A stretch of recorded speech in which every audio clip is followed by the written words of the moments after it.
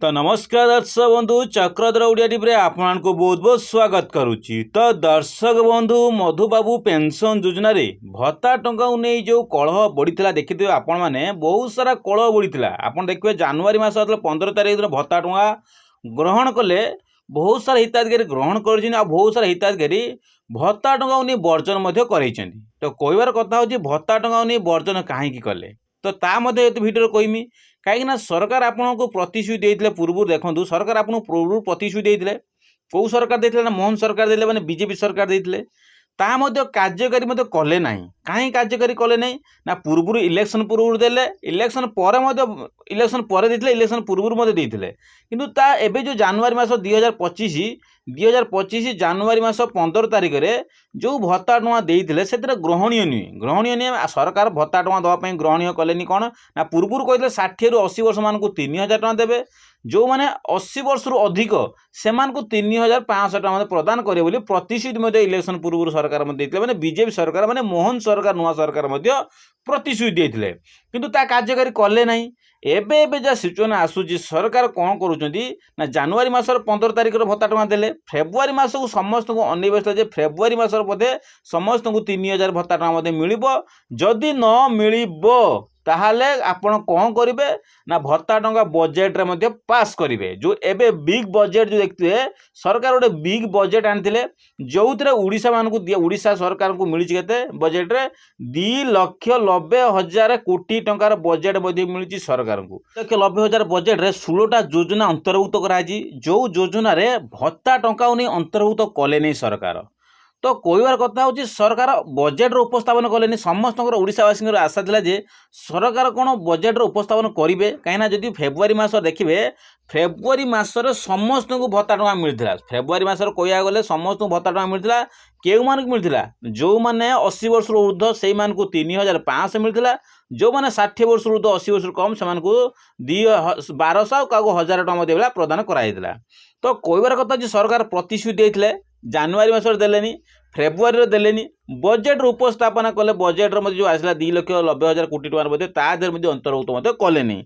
तो सरकार पूर्वर जो प्रतिश्रुति देले तुलन आपने ठकी देले तो से सरकार को केते आवेदन करते देखिए आपन को सरकार पाखर बहुत सारा आवेदन पत्र देते जे सरकार कौन कले बालेश्वर भोगराई ब्लॉक देखिए बहुत सारा भत्ता टंका नहीं बर्जन करते बहुत सारा मीडिया आगे करते सरकार आमर कथा शुणु जोटा आम मानकर कथार जो सरकार जो कथा कही प्रतिश्रुति देते से प्रतिश्रुति पालन करना बोली आम भत्ता टंका बर्जन करुँ बहुत सारा प्रतिश्रुति देते देलेनी कहीं आम भत्ता टंका बर्जन करूँ जदि आगामी मास टंका न दियंती ताले आम प्रति मास ब्लॉक कौन करूँ बर्जन करूँ टंका को ए कथा नहीं मीडिया आगे भाषण देते सरकार को कही आम भत्ता टंका बर्जन करुँ तापर भी सरकार बजेट किसी उपस्थापन कले ना।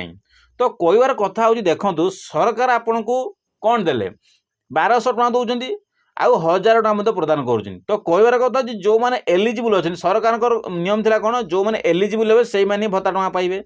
तो कहबार कथा बहुत सारा हिताधिकारी एमती एलिजिबल अच्छा जो 80 वर्ष ऊर्ध्व थी 3500 बदल दि जाऊनी से 1000 क्या 1200 टंका प्रदान कराऊँच। तो कौन पर से 1200 टंका प्रदान कराऊँच से एलिजिबल थी आपको ये वीडियो कह कौन तार सल्यूशन बाट करेबी आ सहित बहुत सारा हिताधिकारी देखिए ये मधुबाबू पेंशन योजना रे कौन अच्छी ना 80% रु विकलांग अच्छा 80% जो आज देखिए डिजेबिलिटी सर्टिफिकेट जो शारीरिक भिन्नक्षम डिजेबिलिटी सर्टिफिकेट रे 80% रु विकलांग शारीरिक भिन्नक्षम अच्छा किंतु से भत्ता टंका प्रदान कराइनि कहीं ना से विकलांग अच्छा किंतु भत्ता टंका को मिलनी आ बहुत सारे हिताधिकारी ऑफलाइन देखिए ऑनलाइन प्रक्रिया नहीं ऑफलाइन आपको मिलता गोटे कार्ड मिलता आप ऑनलाइन प्रक्रिया गोटे कार्ड आता है जोटा आपंकर डिजेबिलिटी सर्टिफिकेट गोटे ऑनलाइन डिजेबिलिटी सर्टिफिकेट आसता गोटे ऑफलाइन गोटे थाए जदि आप ऑफलाइन डिजेबिलिटी सर्टिफिकेट आसी आप भत्ता टंका पाँच 1200 टंका आपड़ चाहते आपंकर कार्ड रे आप 80% बढ़िया चाहते सपोज आपंकर नियम आप भावुं मोर डिजेबिलिटी सर्टिफिकेट 80% रु अधिका अच्छी किंतु मोर 22 वर्ष तो मोर 40% कि 50 60% कौन अच्छी मोर कार्ड लिखा जाइए मोर ଅଫଲାଇନ୍ କାର୍ଡ଼ରେ ମଧ୍ୟ ଉଲ୍ଲେଖ କରାଯାଇଛି। ତ ସେ କ୍ଷେତ୍ରରେ ଆପଣ କିପରି 80% କରିବେ, କାହିଁକିନା ଆପଣ ଏଲିଜିବୁଲ୍ ଅଛନ୍ତି କିନ୍ତୁ କାର୍ଡ଼ର ଅଛି। କାହିଁକିନା ଆପଣ ଭାବିଲେ କ'ଣ ନା 60 ବର୍ଷ 60% ବାଲା ଯେତିକି ପାଇବ 80% ବାଲା ମଧ୍ୟ ସେତିକି ପାଉଛି। ତ ସେ କାରଣ ପାଇଁ ଆପଣ କ'ଣ କଲେ, କେହି ବି ଠିକ୍ କରେକ୍ସନ୍ କଲେ ନାହିଁ। ଏବେ ଯେତେବେଳେ 33,000 ଟଙ୍କା ପ୍ରଦାନ କରାହେଉଛି, ଏ କ୍ଷେତ୍ରରେ ଆପଣଙ୍କ ମନରେ ମଧ୍ୟ ଚିନ୍ତା ଥିବ ଯେ ମୁଁ ତ ଏଲିଜିବୁଲ୍ ଥାଇକି ମୋର ଯଦି କାର୍ଡ଼ରେ ଯଦି ଉଲ୍ଲେଖ ନାହିଁ ତାହେଲେ ମୁଁ ଭତ୍ତା ଟଙ୍କା ମଧ୍ୟ 3,500 ଟଙ୍କା ମଧ୍ୟ ପାଇପାରିବି ନାହିଁ। ତ କିପରି ପାଇବି ଏ ନେଇ ମଧ୍ୟ ଆପଣଙ୍କ ଚିନ୍ତା ଅଛି। ତ ସେଥିପାଇଁ ଆପଣ ଗୋଟେ ଷ୍ଟେପ୍ରେ କହିବି ଆପଣ କ'ଣ କରିବେ। ତ ସର୍ବପ୍ରଥମେ ଆପଣଙ୍କର ଗ୍ରାମ ପଞ୍ଚାୟତ ଯିଏ ଅଛନ୍ତି, ମୁଖିଆ ଯିଏ ପଞ୍ଚାୟତରେ କିଏ ଅଛନ୍ତି, ସରପଞ୍ଚ ଅଛନ୍ତି, ସେମାନଙ୍କ ସହିତ ଯୋଗାଯୋଗ କରନ୍ତୁ, ଡକୁମେଣ୍ଟ ନେଇ ସେମାନଙ୍କୁ ଦିଅନ୍ତୁ ଫାଷ୍ଟ କଥା। ତାପରେ ସେମାନଙ୍କର ଗୋଟେ ମେଳା ଥାଏ, ବ୍ଲକ ୱାଇଜ୍ ଗୋଟେ ମେଳା ରହିବ। ବ୍ଲକ ୱାଇଜ୍ ମେଳା ମାନେ କ'ଣ, ଆପଣଙ୍କ ସ୍ୱତନ୍ତ୍ର ଭିନ୍ନକ୍ଷମମାନଙ୍କ ପାଇଁ ଓନ୍ଲି ମେଳା ଗୋଟେ ବସିବ। ଭିନ୍ନକ୍ଷମ ବ୍ଲକର ଗୋଟେ ସ୍ୱତନ୍ତ୍ର ସମୟରେ ସେ ନିର୍ଦ୍ଧାରିତ ହୁଏ, ସେଇଟା ବ୍ଲକର ଅଧୀନରେ ଆପଣଙ୍କର କ'ଣ ହେବ, ପ୍ରତି ପଞ୍ଚାୟତରୁ ବ୍ଲକ ଅଧୀନରେ କ'ଣ କରିବା, ମେଳା ଗୋଟେ ହୁଏ। ସେ ମେଳାଟା ଆପଣଙ୍କର ପଞ୍ଚାୟତରେ ଦେଖିବେ, ଯୋଗାଯୋଗ କରି ମଧ୍ୟ ସେଠି ମଧ୍ୟ ମେଳା ଯାଇକି ମଧ୍ୟ ଯୋଗାଯୋଗ କରି ମଧ୍ୟ ପହଞ୍ଚି ପାରିବେ। ଓନ୍ଲି ସେ ମେଳାଟି ଶାରୀରିକ ଭିନ୍ନକ୍ଷମ ଯେଉଁ ଦିବ୍ୟାଙ୍ଗନ ପାଇଁ ମଧ୍ୟ ସେ ମେଳାଟା ମଧ୍ୟ ହୋଇଥାଏ। ତ ସେ ମେଳାରେ ଆପଣଙ୍କର ସେଠି ପୁଣି ଆପଣ କ'ଣ କରିବେ, କିଛି ଇନକ୍ୱାରି କରାଇବେ। ଇନକ୍ୱାରି କରି ଦାଖଲ କଲା ପରେ ଆପଣ ପୁଣି ଆପଣଙ୍କ ପର୍ସେଣ୍ଟେଜ୍ ଯଦି ଆପଣ ଉପଯୁକ୍ତ ହୁଅନ୍ତି ତାହେଲେ ଆପଣଙ୍କର ପର୍ସେଣ୍ଟେଜ୍ ମଧ୍ୟ ବଢ଼ିଯିବ।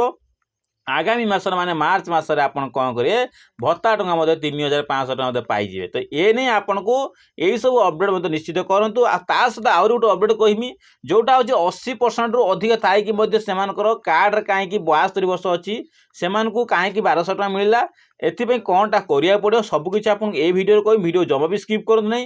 ଯଦି ଚ୍ୟାନେଲକୁ ନୂଆ କରି ଆସିଛନ୍ତି ତେବେ ଚ୍ୟାନେଲକୁ ଲାଇକ୍ ଆଣ୍ଡ ସବସ୍କ୍ରାଇବ୍ ମଧ୍ୟ କରିଦେବେ। ତ ସର୍ବପ୍ରଥମେ ଦେଖନ୍ତୁ 80% ଯେଉଁମାନଙ୍କର ଅଛି ସେମାନଙ୍କର ଭୋଟର କାର୍ଡ଼ର ଆଧାର କାର୍ଡ଼ର ଏଜ୍ କରେକ୍ସନ୍ କରନ୍ତୁ। ସର୍ବପ୍ରଥମେ ଏଜ୍ କରେକ୍ସନ୍ କଲାପରେ ଯଦି ଆପଣଙ୍କ ଏଜ୍ରେ ଯଦି କିଛି ତ୍ରୁଟି ରହୁଛି, ମୁଁ କହିବାର ଅଛି ଯଦି ଆପଣଙ୍କ ଏଜ୍ରେ 72 ବର୍ଷ ଭୋଟର କାର୍ଡ଼ର ଅଛି, ଆଧାର କାର୍ଡ଼ର ଅଛି 52 ବର୍ଷ ଅଛି, ସେ କ୍ଷେତ୍ରରେ ଆପଣଙ୍କର ଗୋଟିଏ ପ୍ରୋବ୍ଲେମ୍ ଅଛି, ଦୁଇଟି ଯାକର ଡକୁମେଣ୍ଟରେ ଆପଣଙ୍କର ମିସମ୍ୟାଚ୍ ହେଉଛି ଏଜ୍।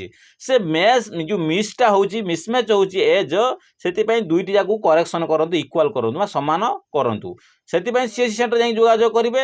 ସେଠି ନଗଲେ ଆପଣ ସ୍କୁଲର ଯେଉଁ ଅଛନ୍ତି ସ୍କୁଲ ଅଧିକାରୀଙ୍କ ସହିତ ଯୋଗାଯୋଗ କରି ଭୋଟର କାର୍ଡ଼ ମଧ୍ୟ ଆପଣ ଆଧାର କାର୍ଡ଼ ଅନୁଯାୟୀ ଭୋଟର କାର୍ଡ଼ର ମଧ୍ୟ କରେକ୍ସନ୍ ମଧ୍ୟ କରାଇପାରିବେ। କଲାପରେ ଆପଣ ସବୁ ଡକୁମେଣ୍ଟ ରେଡ଼ି କରିକି ପଞ୍ଚାୟତରେ ଯାଇ ଯୋଗାଯୋଗ କରିକି ଏ ଡକୁମେଣ୍ଟ ସବୁ ରେଡ଼ି କଲା ପରେ ଆପଣ ସବୁକିଛି ନେଇକି ଡକୁମେଣ୍ଟ ନେଇକି ଦାଖଲ କରିବେ କେଉଁଠି ନା ଆପଣଙ୍କର ଗ୍ରାମ ପଞ୍ଚାୟତରେ। ପଞ୍ଚାୟତରେ ଦାଖଲ କରି ଫର୍ମ ଫିଲ୍ଅପ୍ କଲା ପରେ ଆପଣଙ୍କର ଆଗାମୀ ମାସେ ମଧ୍ୟରେ ଆପଣମାନେ ମାର୍ଚ୍ଚ ମାସ 15 ତାରିଖ ଭିତରେ ଦେଖିବେ ଆପଣଙ୍କର ମଧୁବାବୁ ପେନ୍ସନ୍ ଯୋଜନାରୁ 1200 ବଦଳରେ କେତେ ମିଳିବ ନା 1200 ଟଙ୍କା ବଦଳରେ କେତେ ହେବ 3,500 ଟଙ୍କା ମଧ୍ୟ ମିଳିଯିବ। ବହୁତ ସାରା ହିତାଧିକାରୀ ଏମିତି ଅଛନ୍ତି ଯେଉଁମାନେ ଏଲିଜିବୁଲ୍ ଥାଇକି ମଧ୍ୟ ଭତ୍ତା ଟଙ୍କା ମଧ୍ୟ କ'ଣ ହେଉଛି ପାଉନାହାନ୍ତି।